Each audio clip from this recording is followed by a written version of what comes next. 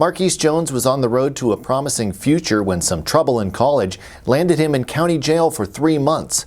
Wanting to re-enter society, Jones reached out to United Returning Citizens in Youngstown. Now that I have a great group like United Returning Citizens, it's easier for me to find people who are in similar situations and bring them along the same path that I took.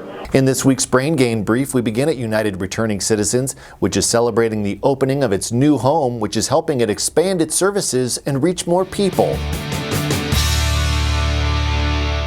Brain Gain is sponsored by Eastern Gateway Community College, the Mahoning Valley Manufacturers Coalition, and these coalition members.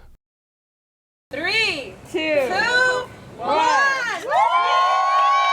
The 1,100 square foot building that is the new home of United Returning Citizens will help the organization reach more people and create a community hub, says Executive Director Dion Dowdy-Lacey. I've been looking at this location for 2 years, but I knew it had a dock in the back for our lawn care services, and I knew it had all of these offices for my team, and then in the back it had like an open space where I can do my mentorship, my training for the youth, and so for my returning citizens to have a safe space, because that's important for them to have a safe space. It's been personal for me. I had family members that were incarcerated that I knew that they had better capabilities of what they were doing, and so I went out, made relationships, opportunities, and resources, and I helped them navigate through their barriers. And so this thus has United Returning Citizens. Jones is just one of the success stories of URC, which has now helped more than 3,000 people. There's a lot of programs out there. It's a lot of people in the community that are willing to help you and want to help you. So basically do your research and use your resources.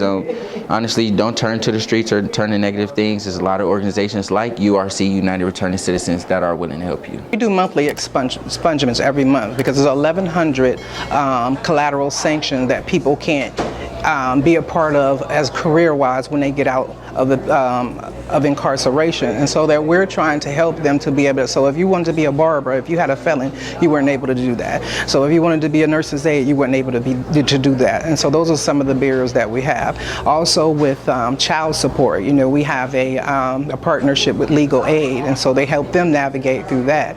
Also, if you wanted to do some entrepreneur, I help with the coaching with that, because some of them, you know, they're hustlers. They've been doing something on the other side, and so instead of using that product, we just give them something else, and I use that same mentality and that same hustle spirit to do some entrepreneur. You can read more in Emily McCarthy's story. A link is in the description. And that is all for this week's Brain Gain Brief. For more Brain Gain news, click Brain Gain under the Workforce Development tab at businessjournaldaily.com. Thank you very much for watching. I'm Mike Moliterno. Brain Gain is sponsored by Eastern Gateway Community College, the Mahoning Valley Manufacturers Coalition, and these coalition members.